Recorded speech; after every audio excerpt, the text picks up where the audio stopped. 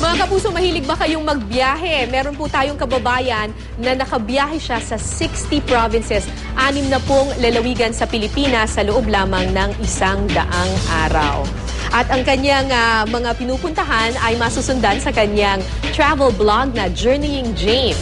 At sa kanyang paglalakbay, natuklasan niya ang mga lugar na hindi madalas dinarayo ng mga turista pero maaari ring puntahan. At para bigyan tayo ng impormasyon sa mga lugar na kanyang pinuntahan, makakasama natin ang matipid na backpacker na si James Betia o mas kilala bilang Journeying James. Good morning! Morning, Alright. Magkano ginastos mo? 100 days, 60 provinces. Yes. Okay, magkano ginastos mo? Less than 50,000, around 49,000 pesos. Really? Kasama na dun yung mga Yeah, all in. airfare, ganyan-ganyan? Yes, airfare, accommodation, food, transportation, everything. 50,000? Less than, yeah. Less than 50,000? Pati pagkain? Yes. Wow! Yes. Amazing! Talaga. Okay, anong mga lugar itong mga pinuntahan mo? Ito ba yung mga tourist attraction ng Pilipinas or paano mo pinili yung mga I went to the places na hindi masyado sikat sa turista. Like, pero maganda pa rin? yeah, yung mga undiscovered place like in Kalinga, wonderful. Kalinga Province, Cuyo in Palawan. There's this town in Negros called Don Salvador Benedicto. It was really amazing. A road trip. Occidental-Oriental? Occidental Negros. Then Southern Cebu is also a nice place. Yeah. And Tawi-Tawi. I went to Tawi-Tawi. As far as Tawi-Tawi. Tawi-Tawi, Holo is very, very beautiful. And there's this town na hindi kilala din. Cantilan in Surigao del Sur. Okay. Paano mo pinili itong mga lugar na to? Actually, I went all around the Philippines for 100 days and pinili ko siya yung mga may naririnig akong gandang kwento, maganda dito. So, yun. I went there. Okay. Itong nakikita natin ngayon. Yeah. That is in Ayoque Island. Ayoque Island. Saan yan? Cantilan. Surigao del Sur. Sa Surigao ito. Yeah, Surigao del Usually, Sur, pag Surigao, ang pinupuntahan, yung surfing, yeah, di ba? yeah. Pero mahal siguro doon. Yes. So, ito, maganda Yan, rin. Yeah. Okay. Tapos, saan ka tumitira? Hindi ka tumitira sa mga hotel-hotel? Kasi kung 50,000 pesos. Yes.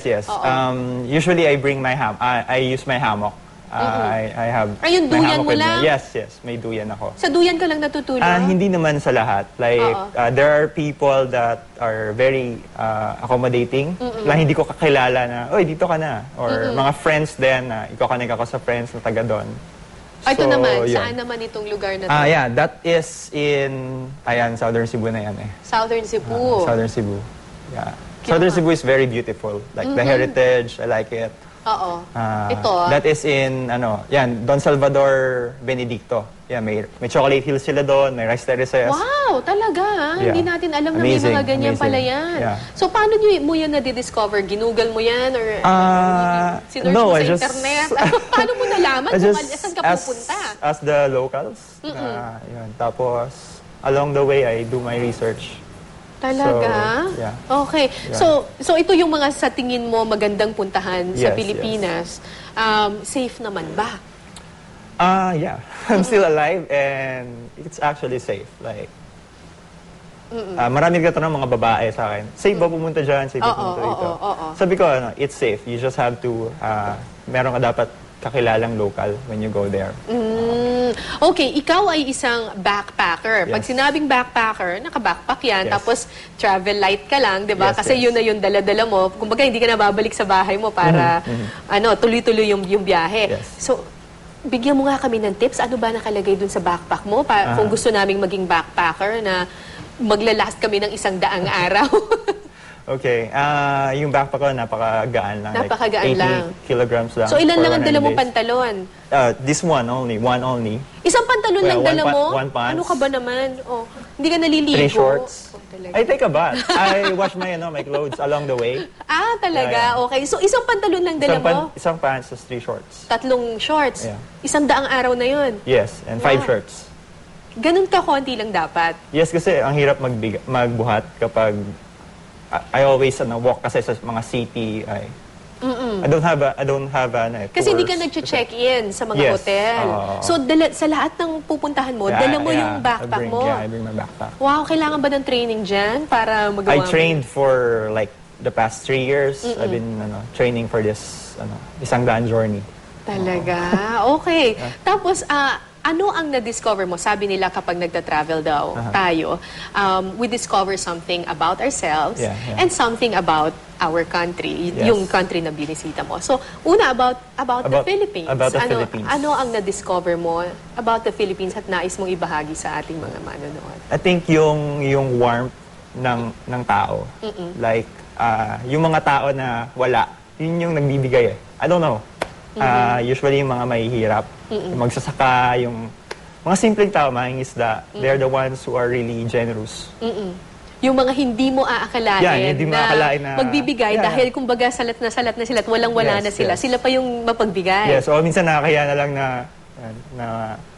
hindi, share tayo ng food, gano'n, parang really. So yung compassion ng mga Pilipino, kakaiba. Okay, about yourself, ano naman ang na-discover? About myself, that I can do it.